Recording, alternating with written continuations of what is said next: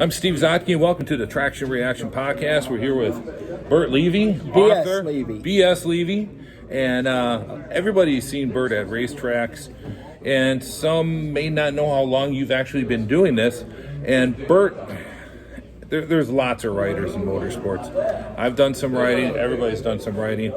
Burt does it a little differently. Of course, he's got his columns in vintage motorsports and whatnot, but he got into motorsports fiction, which is not. It's fiction is hard in itself. To do motorsports fiction good is even tougher. And tell us how your first book here, The Last Open Road, how that started. The way it started, I started racing in 1971, and pretty quickly realized that I couldn't afford it.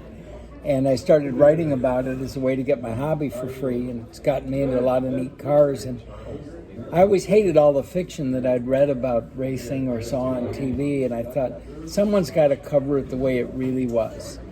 And I started 1986, sitting around the pool at the Grand Bahamas Vintage Grand Prix, where I was driving one of Joe Marchetti's cars.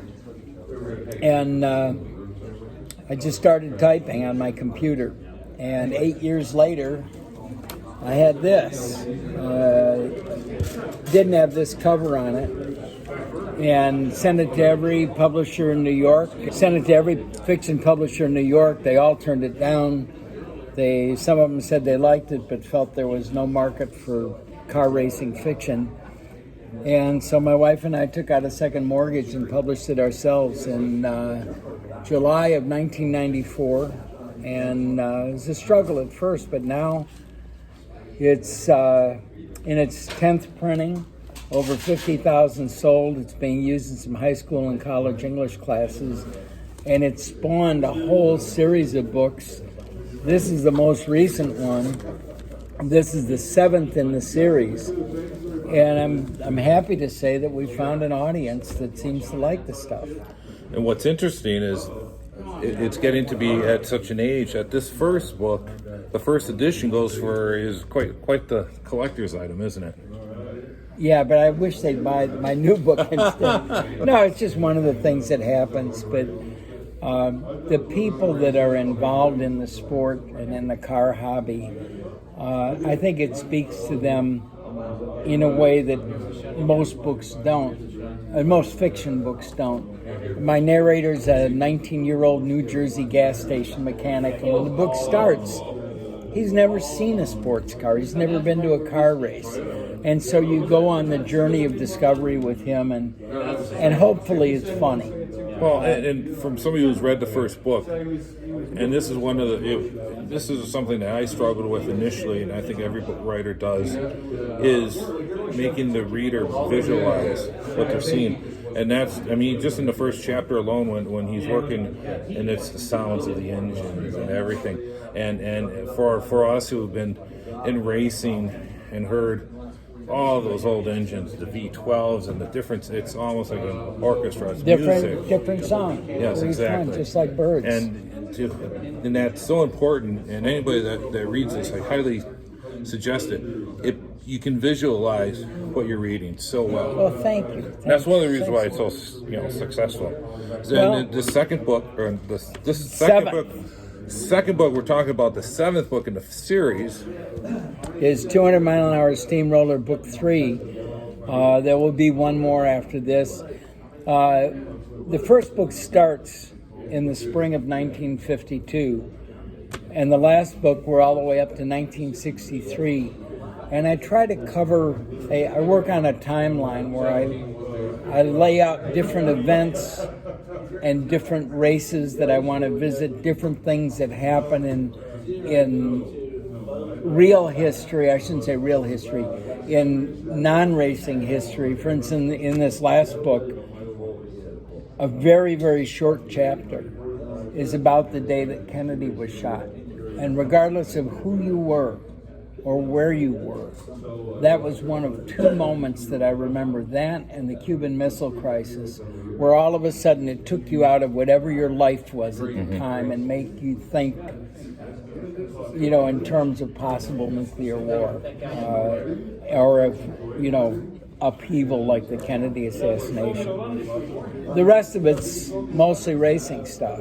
And there's a personal relationships between my fictional characters that run through all the books that are hopefully entertaining and intriguing. And then there's also an audiobook too for those who are maybe on the road, driving to a race. Well, they can listen to it also. That was an idea I had that, you know how sometimes you get an idea, oh, that sounds great, and then when you start doing it, you realize how tall a mountain you're trying to climb or how deep a hole you've got to dig, or both simultaneously. So I had this idea of doing an audiobook, and at first I did the typical thing where I sat down with a microphone and tried to read it, and I listened to it, and I said, this is awful. Can I say horseshit? Yes, this is horseshit. And then I had the thought, why don't I rewrite it as a 1950s radio play with different character voices, music, sound effects, the actual sounds of the real cars that are in it. And we did it. It took 2.5 years, almost $100,000 spent. We hired professional voice actors. We got a professional sound studio. I went all over the country recording the real cars. And then the thing I love best is I got what we call mystery celebrity guest voices to participate. And all of them were people that I knew to some degree and that knew my books. And they all agreed to do it. So we've got David Hobbs, Brian Redmond, Tommy Kendall, Patrick Long, Spence Pumpelly, Skip Barber, Ray Evernham.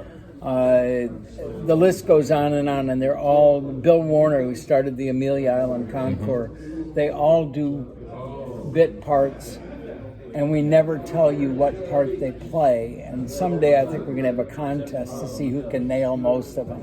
That'd be a good idea. So that's it. All right, well, Burt, we certainly appreciate it. And what's the easiest way to order the books?